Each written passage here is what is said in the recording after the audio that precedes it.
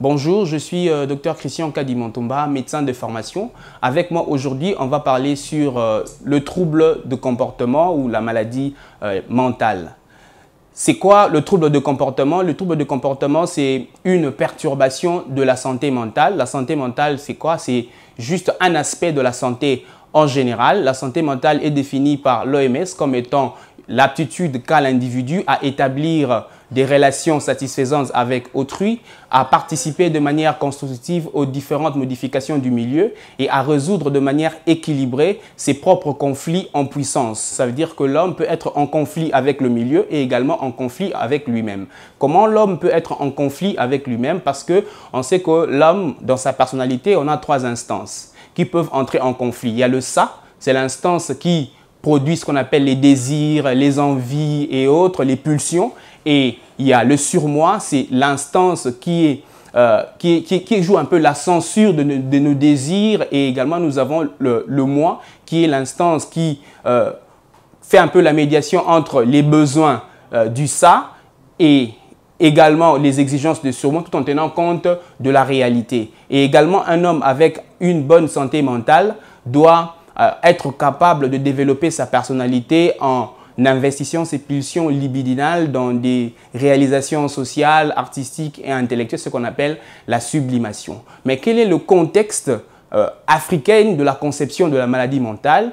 Il faudra savoir que la conception de la maladie mentale a eu à avoir plusieurs évolutions, mais ce qui nous intéresse, c'est la conception de la maladie mentale en Afrique, chez nous, le noir. Chez nous, le noir, quand on voit un individu qui souffre d'une maladie mentale, qui est fou, qu'est-ce qu'on se dit? C'est soit une punition, parce que pour une faute commise ou supposée commise par lui ou soit par ses parents, parce qu'il n'a pas eu à faire un devoir, ou soit c'est une agression d'autrui. Ça veut dire qu'il a fait quelque chose, on lui a envoyé via la sorcellerie des sorts et autres, ou soit on pense que c'est une possession démoniaque. Mais moi, je veux vous dire que la maladie mentale, c'est comme toutes les autres maladies, c'est comme le paludisme.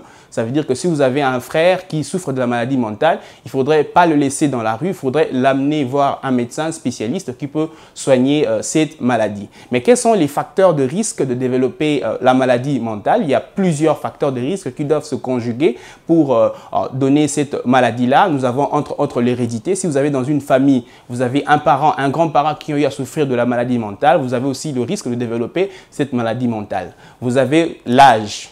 L'âge, il y a certaines prédispositions que l'on voit qui sont fréquentes par rapport à l'âge. On prend les cas des adolescents, par exemple, du fait de modifications biologiques, les hormones et autres. Les adolescents deviennent un peu susceptibles de développer certains troubles du comportement. Le plus récent, c'est le phénomène Oudjan, où on a vu les adolescentes se prostituer. En fait, c'est un trouble de comportement et elles devaient se faire soigner, voir un psychiatre et autres. Et à part cela, nous avons les sexes. Il y a certaines circonstances qu'on rencontre chez tel ou tel sexe qui peuvent prédisposer à faire ce qu'on appelle la maladie mentale. On prend l'exemple, par exemple, chez la femme, il y a la grossesse et également l'accouchement. Si elle est grosse d'un enfant non désiré, par exemple, après l'accouchement, l'enfant peut souffrir d'un trouble des comportements et qui est lié à sa grossesse, à son enfant et autres. À part ça, nous avons ce qu'on appelle les facteurs organiques. Les facteurs organiques, ce sont des circonstances de maladies ou soit des intoxications médicamenteuses qui peuvent exposer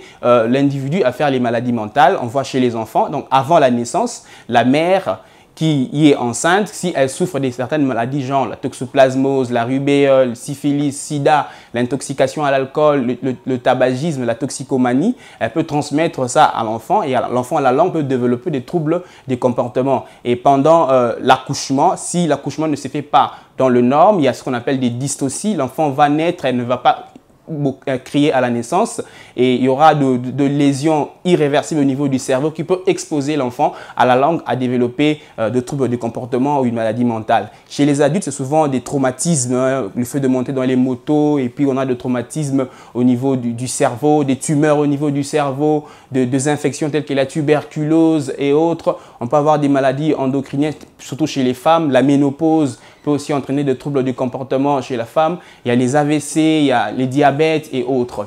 Et à part ça, nous avons les facteurs psychosociaux et environnementaux. Ça veut dire quoi?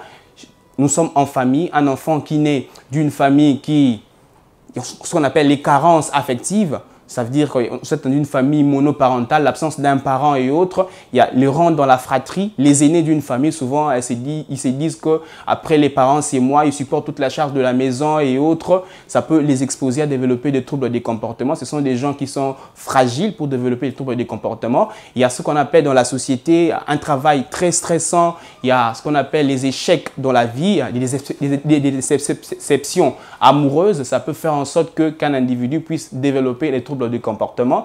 Et il y a vraiment beaucoup de situations qui peuvent faire en sorte que dans la société, qu'on puisse développer ce qu'on appelle le trouble des comportements. Et comment savoir que cet individu a un trouble du comportement ou une maladie mentale? Il faudrait savoir qu'on en a déjà deux types.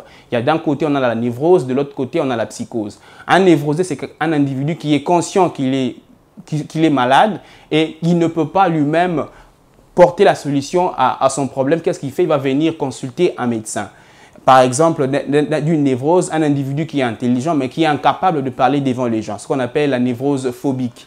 Un individu qui ne supporte pas être dans un endroit fermé, ce qu'on appelle la claustrophobie. Il y a des névroses de troubles anxieux, par exemple l'état de stress aigu, l'état de stress post-traumatique et autres.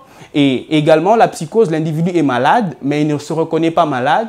Il vient à l'hôpital accompagné de sa famille et là, c'est la psychose. Il y a eu une perte de contact avec la réalité. Il peut se dire, par exemple, je suis Emmanuel Macron, je suis président de la République et puis il vit sa vie en fonction de ce qu'il a en tête, ce qu'on appelle délire. Il peut fuir la maison, habiter dans les poubelles et autres. C'est ça ce qu'on appelle la psychose. Mais la prise en charge de ce genre de troubles de comportement, la prise en charge est psychosociale, c'est-à-dire la prise en charge biologique. On va donner des médicaments, genre les tranquillisants par exemple, le benzodiazépine. On peut donner les neuroleptiques tels que l'aldol, le dogmatil. On peut donner les thymorégulateurs tels que le lithium.